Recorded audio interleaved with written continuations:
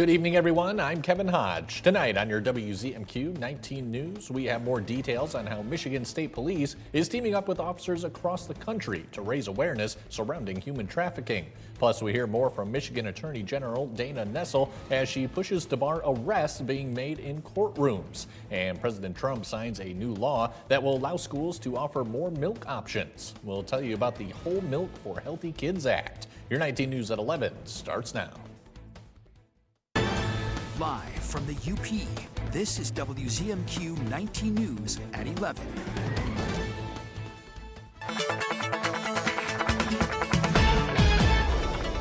Welcome in. A first look at your forecast. We're shifting gears. Things are settling down from that 6.5 inches of snow that we did accumulate for today. Only reached 15 degrees for the high. The average is 21. This is, of course, the coldest time of the year, and now we're actually to the seasonal, what we should be feeling, upper teens and lower 20s, but it's still just not always that fun. A few lingering snowflakes for tomorrow with those colder temperatures hanging around. We get a brief relief of it for the weekend, but I'll talk about your full weekend details and that other cold surge on the way for next week in just a few.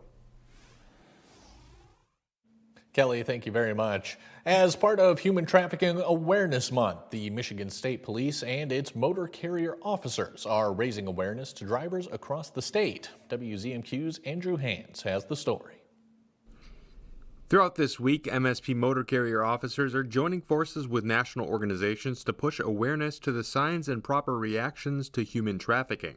Chad Schmidt is a motor carrier investigator for the Michigan State Police. He said the week aims to utilize officers' day-to-day routines to spread this information as widely as possible. Our main goal, our main mission is to educate. Human trafficking is more common, I think, than a lot of people really realize. And this week in particular, all of our officers, all of our motor carrier officers that are out working the road, they have that added task of informing the driver, hey, this is what we're looking out for this week. This is what you can look out for. Each January, the state police teams up with national organizations like the Commercial Vehicle Safety Alliance and Truckers Against Trafficking to promote the initiative. Schmidt says this includes presentations at truck stops and to victim advocate groups. Just getting the word out there of what it is, what it looks like, and how you can help out in combating it. Human trafficking often involves transportation, but sometimes could remain domestic. Common misconception is that people need to move from place to place to be trafficked, but in fact, they actually can be trafficked out of their own home sometimes. Maybe they speak for them. They won't allow them to speak. They'll answer questions for the person. They might be in control of their identification, like their ID cards or their driver's license, passports, that kind of thing. And if a suspicion is made, reach out to law enforcement right away. Just make that phone call. You can call 911, no problem. If there's a non-emergency line that you need to talk to somebody, that's no problem. We would always rather be called out and have it be nothing than, to miss an opportunity to help somebody. Calls can also be made to the National Human Trafficking Hotline at 888-3737-888. Reporting in Marquette, Andrew Hans, WZMQ 19 News. Michigan Attorney General Dana Nessel is urging the state Supreme Court to limit civil arrests inside courtrooms. Our Michigan Capitol correspondent Sophia Murphy spoke with Nessel, who says increased immigration enforcement in court buildings is discouraging victims and witnesses from showing up, undermining public safety and the justice system. The Sensitive Spaces Doctrine protects undocumented immigrants from the fear of being detained in spaces like schools, hospitals, or courthouses. But with an increase in civil arrests occurring at courthouses, Michigan's Attorney General is pushing for a return to that doctrine. I have personally spoken to judges who say that they simply are not being able to perform the regular duties of the operations of their court. Nessel sent a letter to the Michigan Supreme Court supporting a proposed rule that would prohibit civil arrests inside courthouses. She says the fear of detention is keeping people from participating in the justice system, and it's felt most acutely in cases involving vulnerable victims, like human trafficking survivors. It just leads to more human trafficking cases.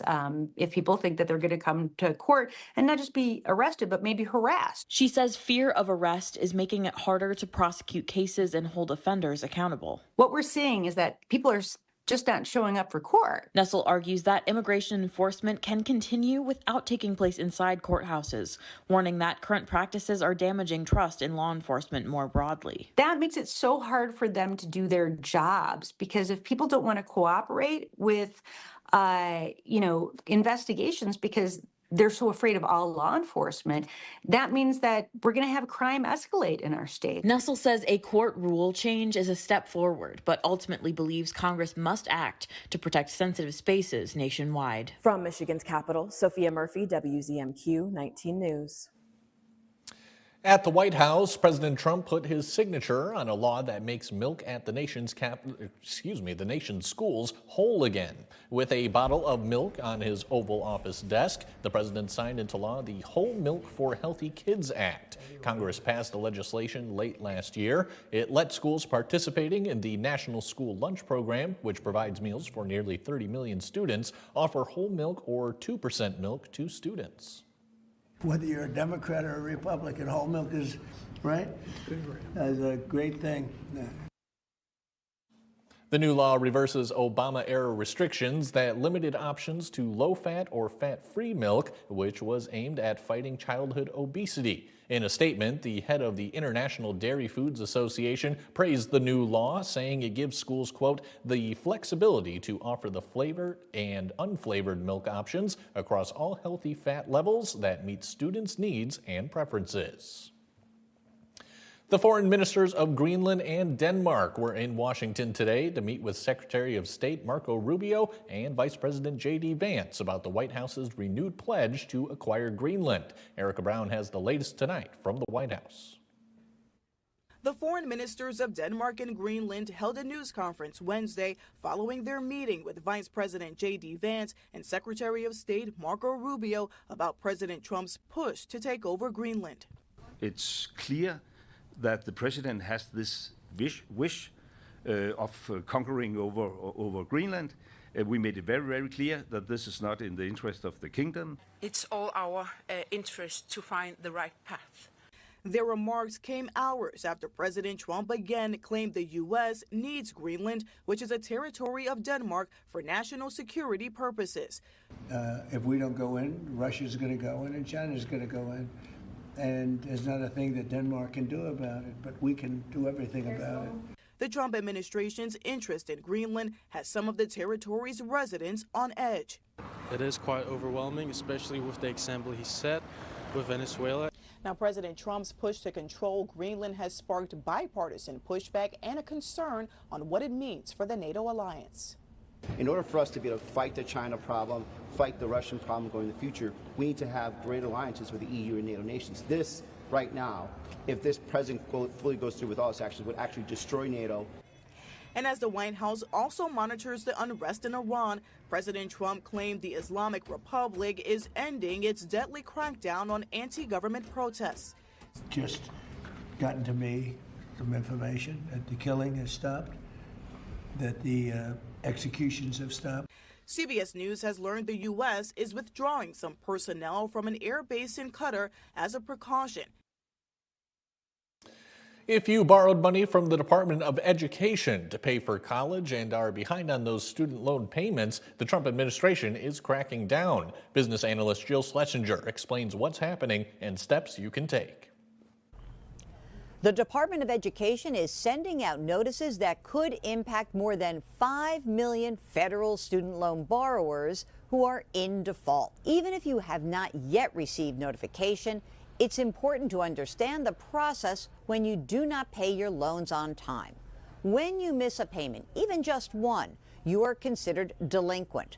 Once a payment is 90 days late, it gets reported to credit bureaus, which dings your credit score, making it harder and more expensive to get approved for credit cards, car loans, or mortgages.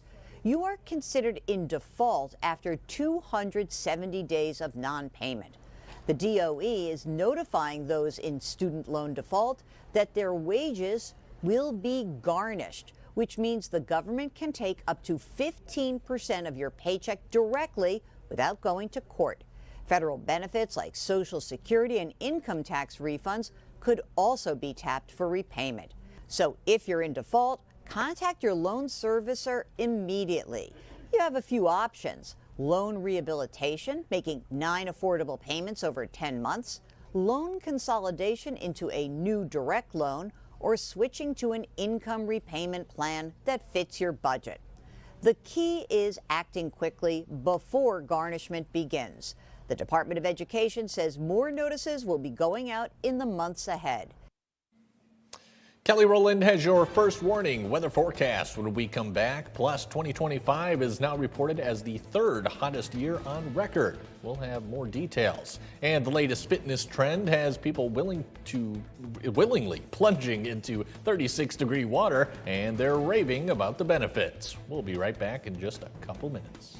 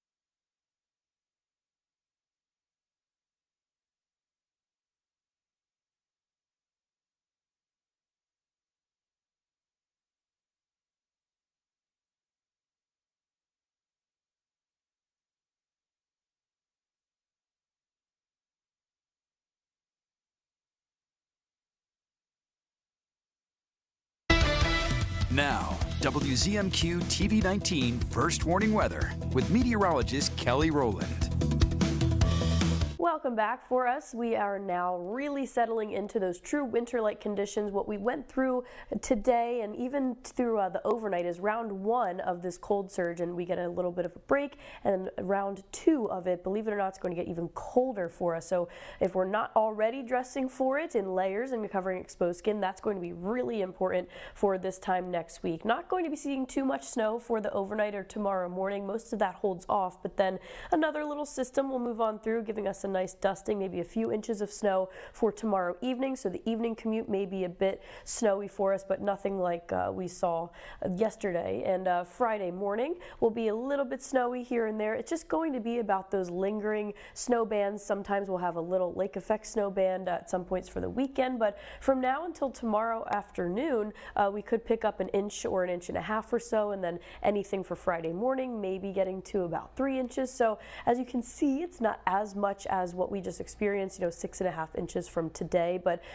it's just going to add on top of the 6.5. So you just have to be careful with the snow just piling up on each other through the depths of winter that we're in right now. The snow does taper off though. We do get a break in that, so that's a good chance to shovel as much as you can, or maybe clear the car off if you're not planning on taking it out over the next few days. You want to maybe still run the car to make sure it's all good, especially that it's going to get even colder for about this time next week. And then we do stay into that chance, so it's going to be those little nuisance of flurries, but at least we're not going to be piling on a major lake effect snow event for the weekend. But we will have snow with us pretty much for the weekend, so just plan for that. But again, it is winter. This is the coldest time of the year, so this is a pretty seasonal weekend for us for the most part. But you see, for Marquette, Escanaba, Houghton, and Newberry, basically the entire Upper Peninsula, once we get to Sunday and then especially Monday and Tuesday, this is when we're talking about cold surge number 2 coming into into the area, and if you thought it was cold already, it is going to get colder. I'm bringing out the jet stream just to show you, because this does have a direct influence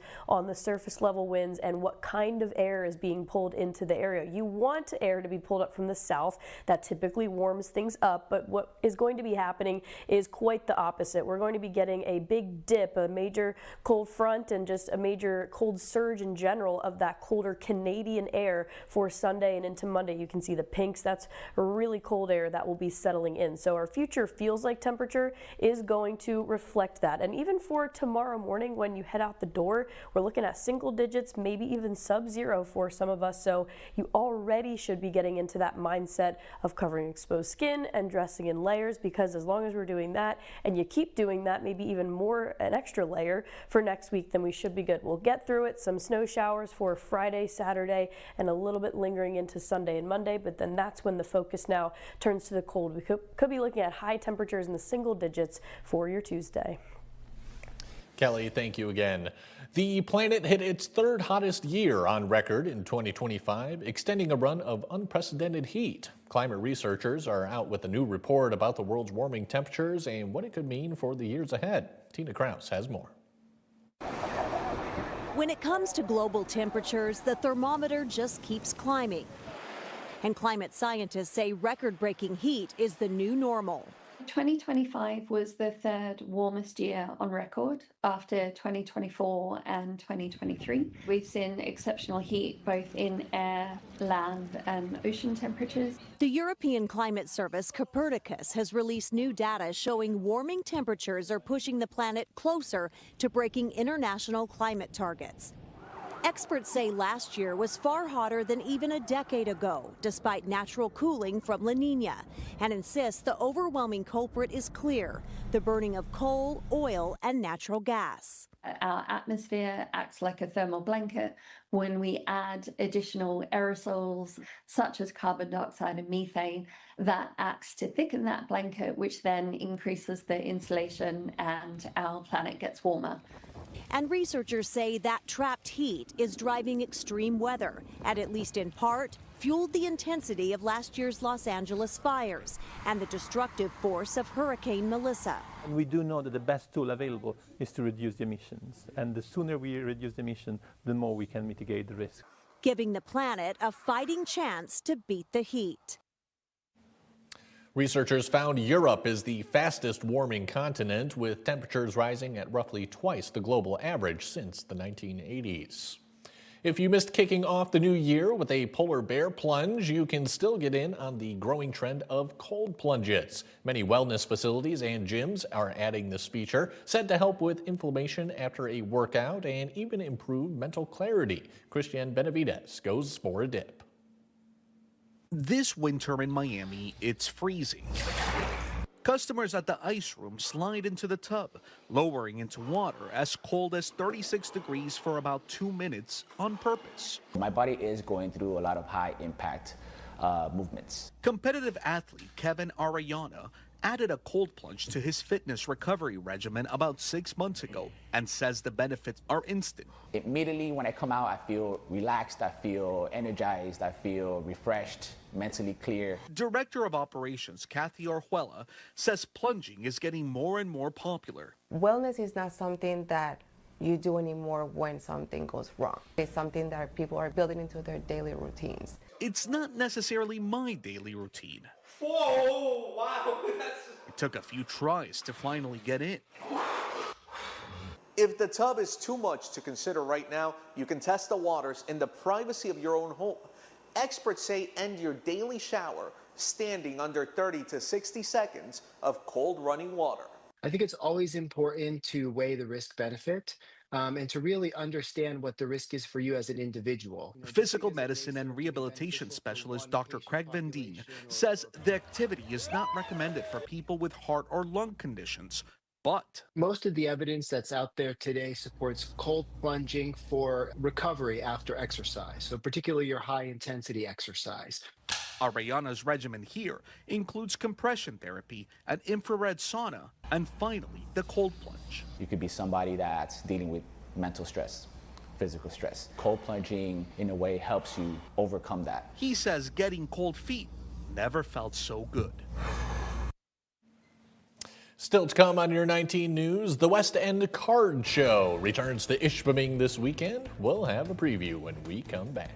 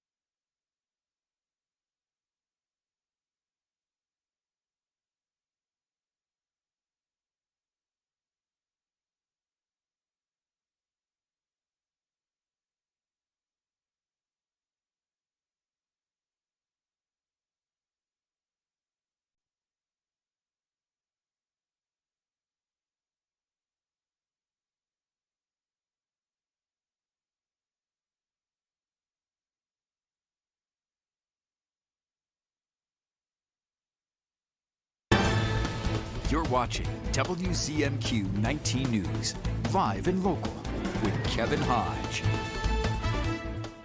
Welcome back, everyone. Start your engines. This Saturday, the 2026 Detroit Auto Show is revving up in the Motor City. Elijah Bergio gives us a sneak peek at some of the cutting-edge vehicles on display. In 3 days, Detroit will showcase what the Motor City is all about at this year's auto show.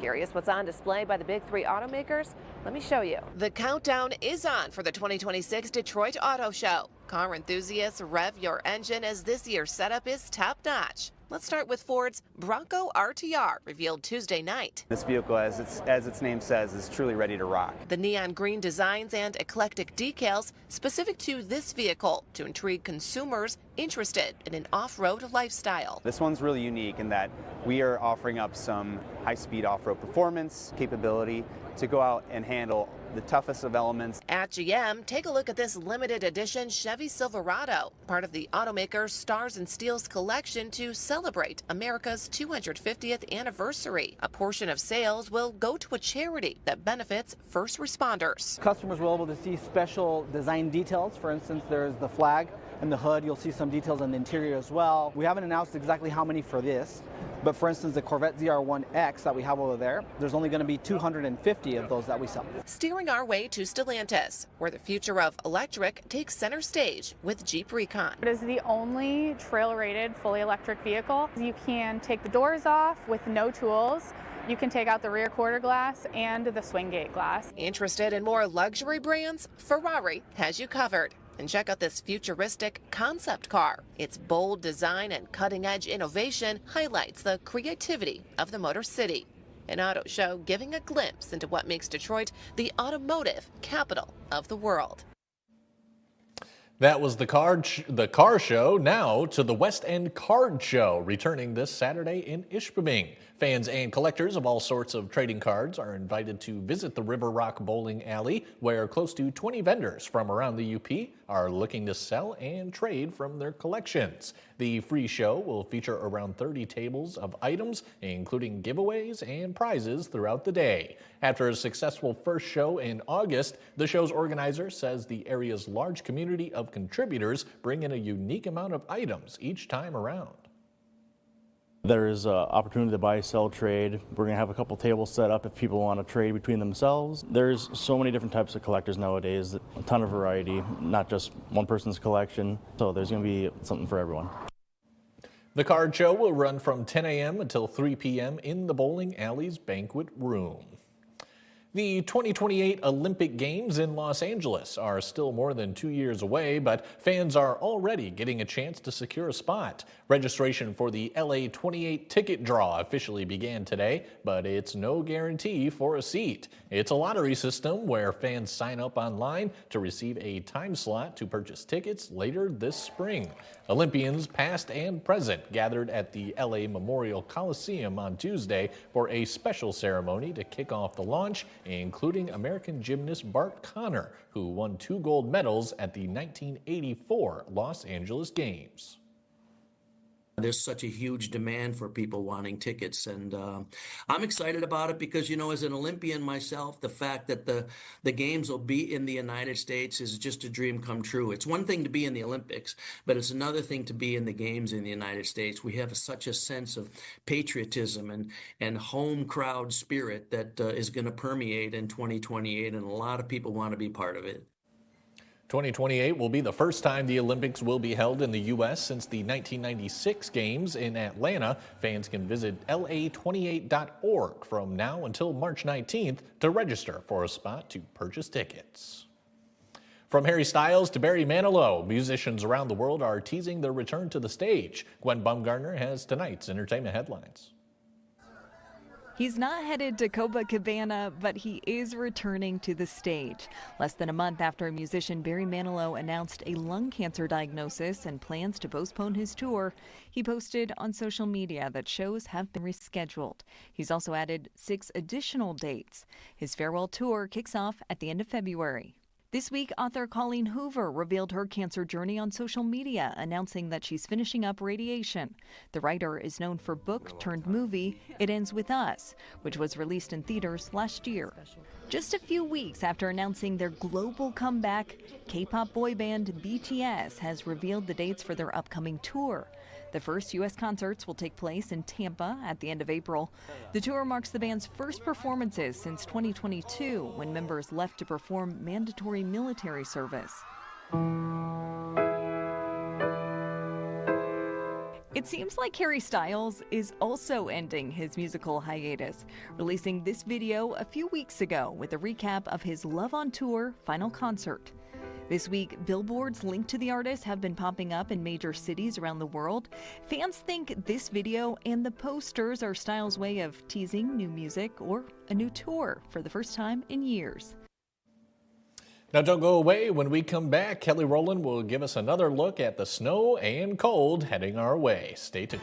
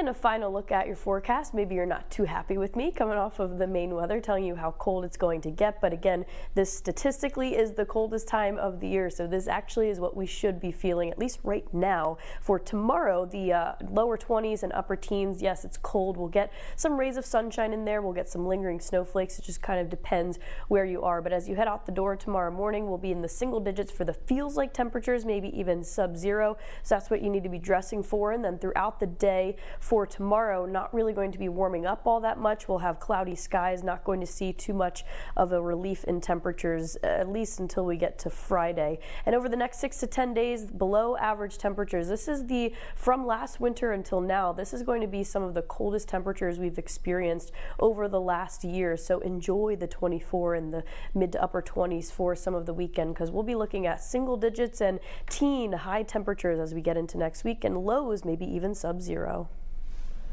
All right, Kelly, thank you very much. And finally tonight, a Delta County school is benefiting from the support of some generous alumni families. Ken Gartland and Donna Richer presented Holy Name Catholic School with a check for $50,000. Garland and his wife Pat are both graduates of the school, along with Richer's late husband Dale. Both couples have sent children or grandchildren to Holy Name as well. The donation comes from the income earned on a fund designed to support Holy Name staff and administration.